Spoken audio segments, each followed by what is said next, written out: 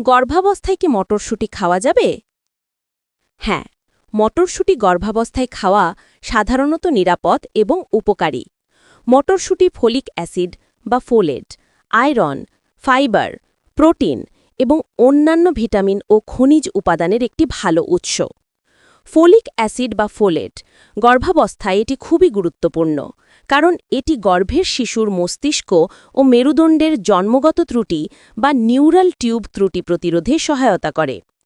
Iron গর্ভাবস্থায় রক্তস্বল্পতা প্রতিরোধে সাহায্য করে এবং গর্ভের শিশুর কাছে অক্সিজেন সরবরাহ নিশ্চিত করে।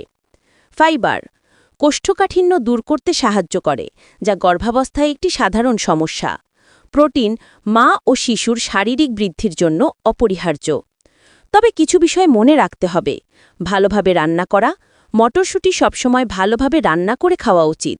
কাঁচা বা অপর্যাপ্তভাবে রান্না করা মটরশুঁটি বা অঙ্কুরিত মটরশুঁটি এড়িয়ে চলতে বলা হয়, কারণ এতে ব্যাকটেরিয়া থাকতে পারে।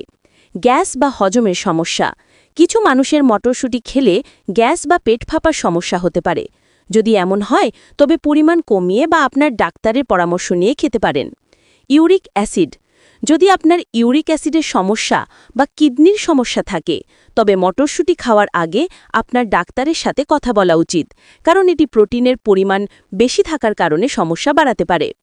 মোট কথা, যদি আপনার কোনো বিশেষ স্বাস্থ্য সমস্যা না থাকে এবং আপনি তা ভালোভাবে রান্না করে খান, তবে মটরশুঁটি গর্ভাবস্থার স্বাস্থ্যকর খাদ্যের একটি অংশ হতে পারে। যে কোনো খাদ্যের মতো পরিমিত পরিমাণে খাওয়া ভালো।